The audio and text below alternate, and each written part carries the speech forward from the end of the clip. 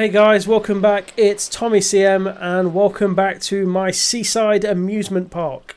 If you didn't watch the last episode, we built this wooden roller coaster named aptly the Wooden One.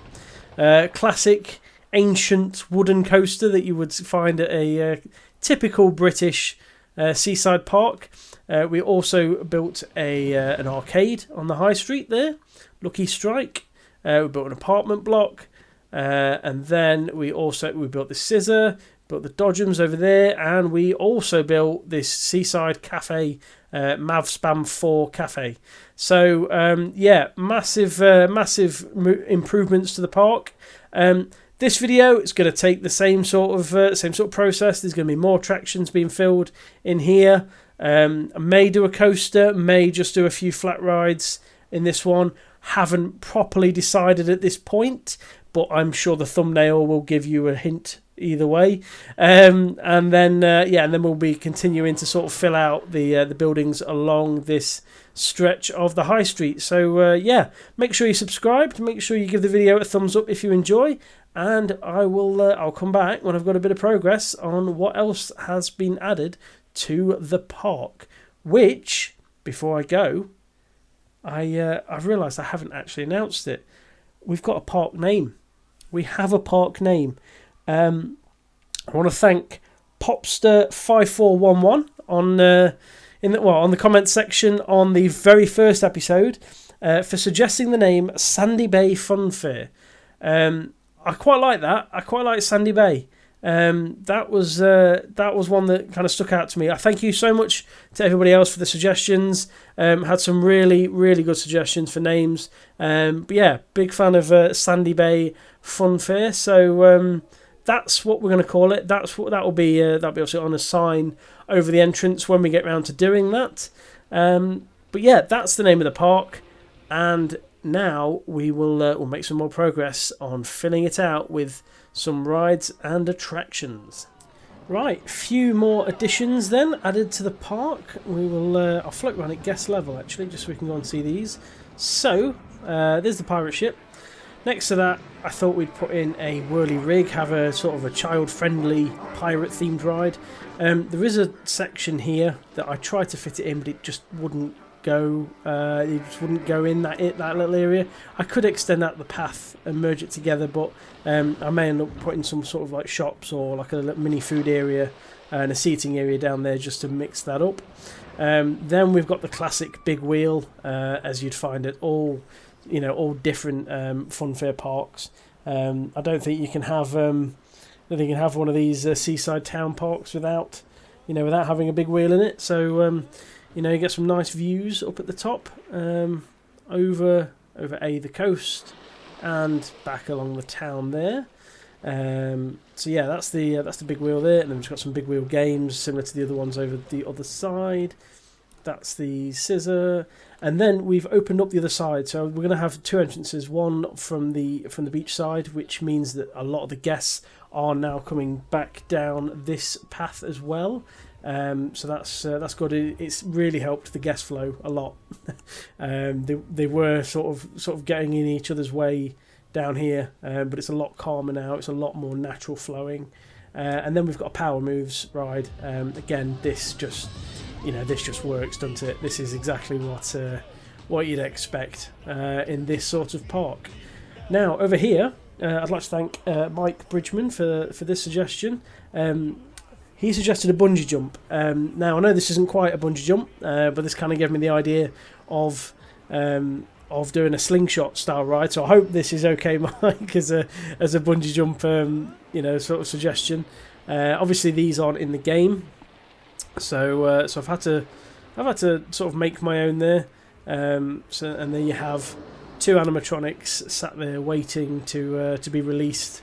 Unfortunately they never will, but it's there anyway, and you have to pay an additional £15 in order to go on that. So and that's why that's fenced off as well, obviously, because this is more of a high risk ride, so it's a lot more secure. So I'm quite happy with these little additions. The next addition over here will certainly be a coaster. There'll probably be a junior coaster going in, probably a spinning wild mouse one. There's one or two more going in, and then obviously it's working along this side of the park, and then it's also coming up with some little things a bit like the Midway games, a little bit like these games and the food, the food outlets. It's coming up with ways to fill the gaps in between. That's what I've got to look at next. The only addition outside here at the moment is we've got a hot air balloon and hot air balloon rides, £25 per person. So you can come down here, come and check in, and go on a hot air balloon. So that's the latest addition in the street. I will do one more quick update before the end of the episode. So there's a bit more to be done yet, and a bit more work to be done on the street as well. I will see you again very shortly. Right then, we have finished half of the park, or just over half if you count the scissor bean on the other side. So as I mentioned earlier, I'm not sure what I'm going to do in this gap. I need to think of something. I might just put like an outdoor seating area. That might be as simple as it gets, and just to break it up a little bit, because although I like having some gaps between the rides, because I feel like when you walk down at guest level down here, this does feel like a Funfair area. There's bits of gaps here between them, but I don't want too big of a gap, and I feel like this is a pretty big one. I may be making this more of an issue than it needs to be, but I think I'm going to put an outdoor seating area maybe, but I will save that till next time. So around the front of Slingshot, we've put a hyper spin, and I've put the decoration around the back here, just to give it that sort of Funfair effect. That's a hard sentence to say. Funfair effect. That's what I've put in there. Obviously we've got the what's this one called again? Power Moves. That's it. I always forget the name of that one. Power Moves. So that's exactly the same in terms of the sort of decoration at the back. Same sort of style. And I like how these. I like how these kind of sit on the end. They're not too cramped together, and this this really does make it feel like a really bog standard Funfair park. Then over here we have a food court, because I realised that there's no food and drink in here, and I didn't want to just put the odd stall to make getting like loads of queues. So I put a food court in, which is extremely popular in here. Whether I've been starving the guests, I don't know. The donuts and the drinks are very popular. The pizza is as well when the staff member isn't resting. So we've got that. We've got a staff room, and we've got some toilets here. Just need to move those doors up, I think, to get them more in line with the guests. And then just sort of open down here, so that people can come in and out of the building. And then next to that, I've got a mini arcade, so very similar to the other arcade. This is Bay Amusements, so this is just a smaller version inside the park itself. It does get very busy around here, and as you can see, people are coming to use the games. There we go. Look at that. Oh, he's having a great time. It does get very busy around here. I've noticed that because lots of people go to the food court and they come out of there, that they all use the same path. Now, I'm hoping that's only temporary, and that once I build more over this way, that it will spread out a little bit. Because I will probably end up putting another food area in this half, and then that will sort of ease the congestion down there.